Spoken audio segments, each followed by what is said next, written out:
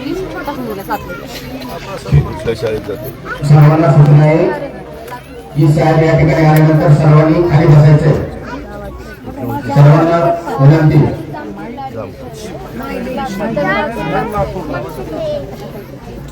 काय त्या अकॅडमीमध्ये आणि आक्रमण किती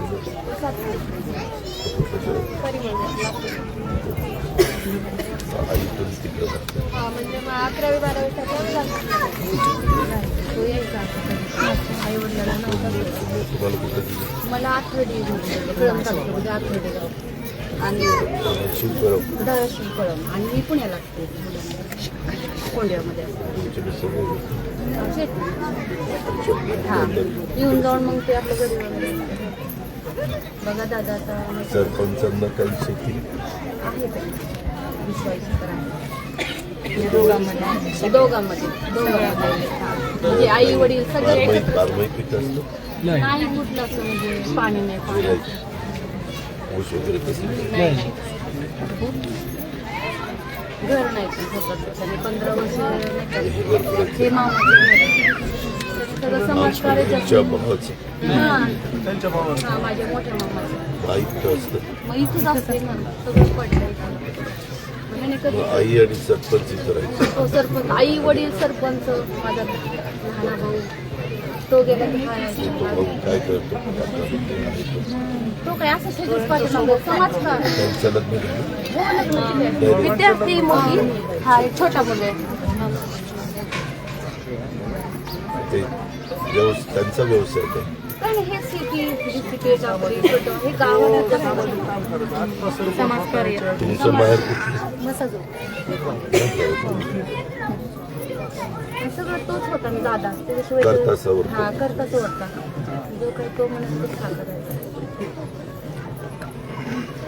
खूपच म्हणजे कसं खूप आमच्याकडे वेदनादायी झालेलं आहे. काल आम्ही मुख्यमंत्र्यांनी दोन्ही आम्ही उपमुख्यमंत्र्यांनी सरकारने निर्णय घेतलेला आहे की ह्याची न्यायालयाच्या मार्फत चौकशी त्या ठिकाणी करायची. आम्ही 2 प्रकारची चौकशी करतो. कुणाचाही दबाव घेऊ नये म्हणून वरिष्ठ पोलीस अधिकारी IG लेवलचे त्यांच्यामार्फत पण चौकशी करतो आणि दुसरी चौकशी न्यायालयाच्या मार्फत ह्याच्यात कुणाचं काही इंटरफेअर त्या ठिकाणी होऊ नये म्हणून.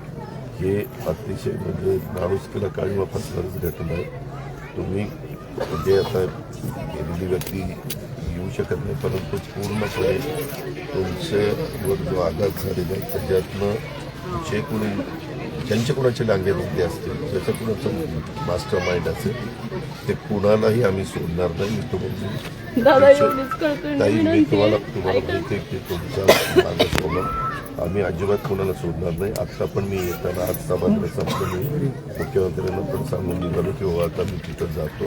सरकारच्या वतीनं त्यांच्या आई असतील त्यांच्या बहीण असतील त्यांच्या पत्नी असतील त्यांचे भाऊजाई असतील मुलं असतील त्यांना सगळ्यांना तुम्ही अजिबात घाबरू नका.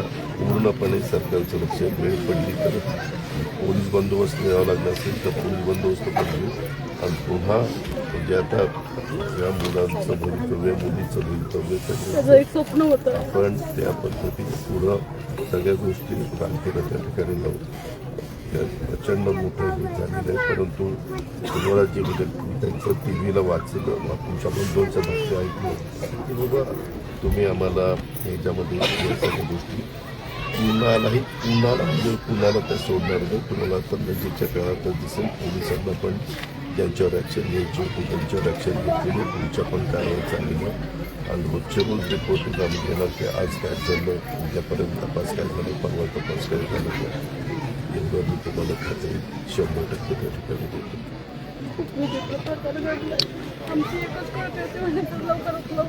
लवकरात लवकर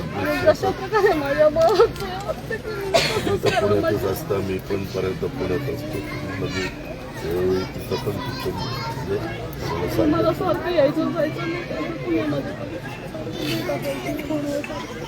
लक्ष असायचं जास्त जण मी आजारी माझी आई आजारी झाली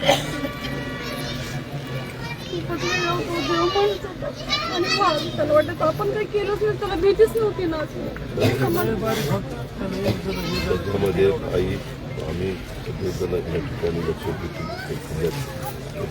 मला तर सगळ्यात जास्त विकत आलेलं पण तुमचं पण मला समजतं, परंतु 100% त्याच्यात काळामुळं जे काही पैसे असतील त्यांना फाशीची शिक्षा झाली पाहिजे अशा प्रकारची व्यवस्था त्यांनी करते. अजिबात म्हणजे अजिबात माझा सरकारचा शब्द आहे की कुणालाही पाठीशी घातलं जाणार, कुणालाही पाठीशी घातलं जाणार.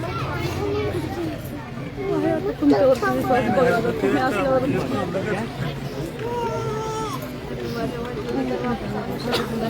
फक्त माझ्या वडिलांना न्याय द्या.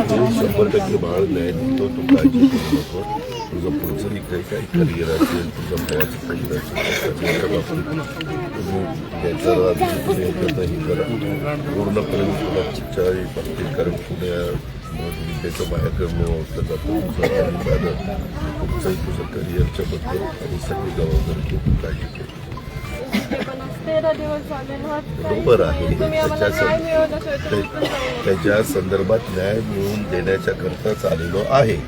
त्यामध्ये मी तुला विश्वास देतो, अजिबात त्याच्यात कुणाला सोडलं जाणार नाही. अतिशय व्यवस्थितपणे त्या सगळ्याचं उत्तर त्या ठिकाणी दिलेलं आहे आणि यंत्रणा कामाला लागलेली आहे. आज आमचं अधिवेशन संपले. आता या सगळ्या बाबी लगेचच कशा उघड होतील आणि कुणाला म्हणजे कुणाला सोडणार नाही एवढा मोठा विषय.